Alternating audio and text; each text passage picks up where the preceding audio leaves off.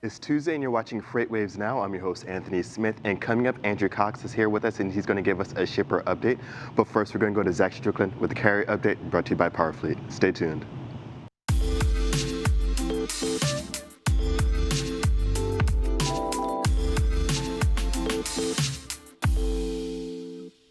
Hey there, and welcome to your Tuesday Carrier Update presented by PowerFleet. I'm Zach Strickland, and today we're going to focus on those reefer markets to see just exactly what we're seeing this time of year in terms of reefer activity. Obviously, we're sitting here around peak season for reefer activity, the warmest time of the year. Again, we do have another peak season at the end of the year, just like we normally would with a dry van, but right now we are sitting right at the crux of the warmer time, the warmer peak season right before July 4th. It extends through July traditionally. But June is probably one of the most active months of the year for reefer carriers. And right now, I've got our outbound tender rejection index sitting at 15.36% for the whole country, including dry van, flatbed, reefer, etc. Reefer, of course, tends to stay a little bit above that at 19.71%. We tend to operate pretty hot on the reefer end, ironically. So you can see back here in March, we've got the huge spike in reefer rejection rate.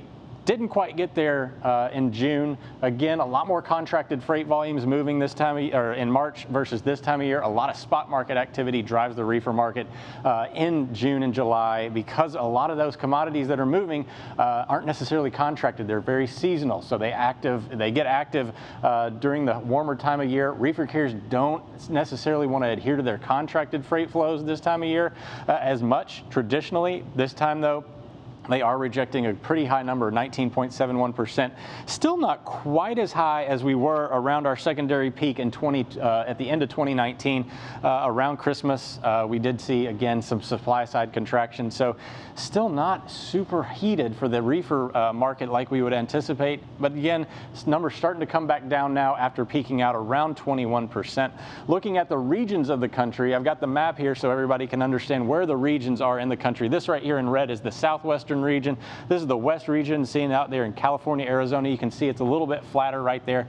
Looking at the blue line right here, that's our west region reefer rejection rate, sitting at about 30.61%. A big focal point for a lot of the produce markets, produce season, etc., really hitting that area. Again, we have some border crossing activity around Tucson or down in southern Phoenix, Yuma, Arizona, etc. Still have a lot of activity on this side of the country. Southwest, however, was leading the way.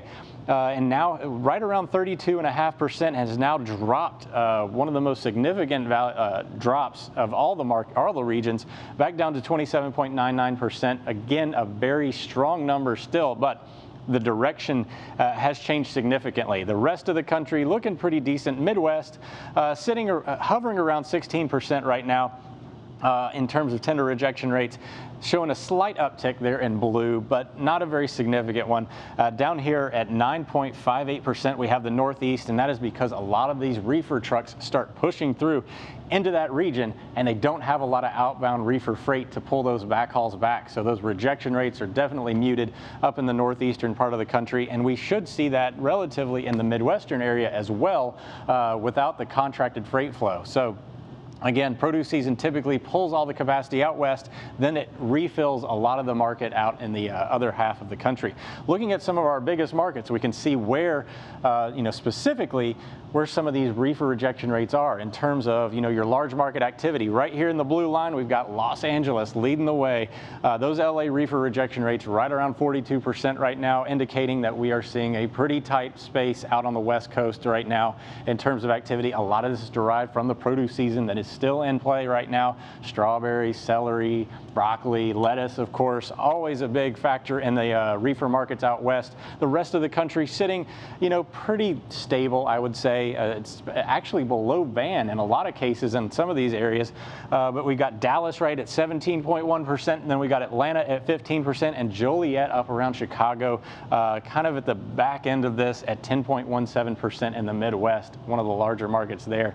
So again, West Coast reefer activity still on fire right now, ironically. The rest of the country is starting to calm back down a little bit, again, as the nation comes back into balance a little bit more. And that'll do it for today's Carrier Update. The comprehensive logistics offerings from PowerFleet cover in-cab ELD, fleet management, trailer tracking, cargo monitoring, and tracking other assets such as chassis and intermodal containers. Power up your operations with PowerFleet.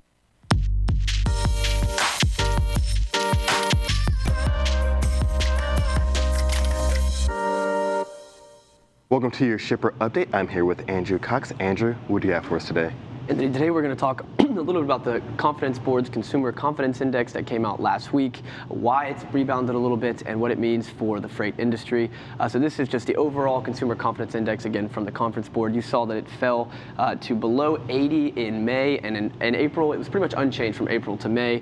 We saw a lot of the same things happening. The lockdowns were still in place. Unemployment was still very high. It still is relatively high, but we did see a solid rebound in the month of June, up to 98.1. If I had this back a few years later, you would see that we're at the level nearing the 2013, 2014 levels. So we've still got a long way to go to get to that pre-crisis levels, but things have rebounded partially here in that first month. So here is a little bit of the breakdown of the two major components of that index.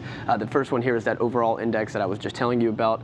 The second one here is the present situation. So this is asking consumers about their situation right now. This is a lot influenced by the unemployment and by the current business conditions. And the expectations is looking 6 months forward.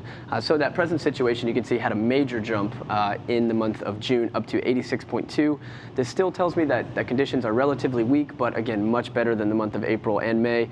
And the expectations looking 6 months forward, this is actually a pretty strong number in my mind, up to 106. We're now above that 1985 starting mark of 100. That would indicate a positive growth here moving forward 6 months out. That's a good sign. So moving on a little bit to why we saw the rebound, and then we can get into a discussion here. We saw the loosening of stay-at-home and quarantine restrictions. This was the cutoff date for this survey was June 18th, and we'll talk a little bit about that too. But we saw a relative improvement in unemployment. We've seen that unemployment rate drop all the way to 11.1%. That weighs on consumers' minds. And then again, at the time of the survey, which was in the middle of the month, cases and deaths were gradually falling. We have seen the case rate come up quite a bit since then. It started really picking up on the 15th, 16th, and 17th of the month. But at the time, on the minds of consumers, they were seeing everything fall. Now, the bad news here that we see is that the present situation index does indicate that things are still relatively weak, which I mentioned earlier. And then this does gives me the things that consumers are a little less pessimistic about the future, but they're not expecting a rapid and significant rebound. They're expecting a slow and gradual rebound, which is what we've seen over the last 2 months. And then again, the biggest thing is that there's a lot of uncertainty moving forward. The consumers that were doing the survey, they hadn't seen that big case spike again. So this could be the peak for this little cycle here. We could see consumer confidence fall again in July. It's just too early to tell if consumers have really turned that corner and if they're spending at pre-COVID levels. Right, Andrew, and one of the things that you just mentioned, there was a substantial spike in the overall index. I think it was somewhere around that 12 point some odd percent. And big fan of the confidence index from the Conference Board and of course from the University of Michigan and other indices that help gauge that. This, I think, was the largest increase since 2011, I believe, for the Conference Board measure. With that large jump, do you think individuals were just so optimistic about just kind of getting out there with the reopening of many states and kind of just threw all caution to the wind and just kind of went full force, while there was a separate camp that just kind of played a little bit more conservative? Well, there was certainly a lot of pent-up demand. I think you had a lot of consumers, and you saw that in the retail spending in the month of June. You've seen that in the Bank of America data that Kevin and I talk a lot about on Great Quarter Guys. There was a lot of pent-up demand. I think people were getting sick and tired of sitting in their home. There were certainly a lot of people that went out and obviously helped spread the disease some more.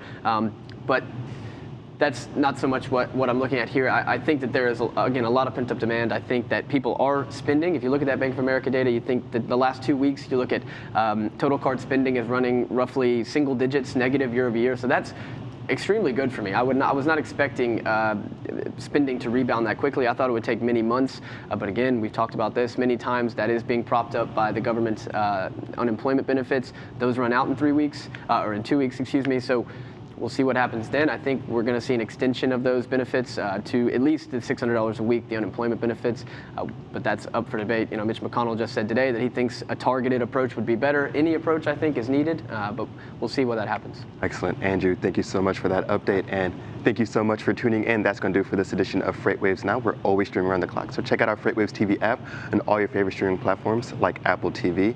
Thank you so much for tuning in, and we'll see you on the next episode.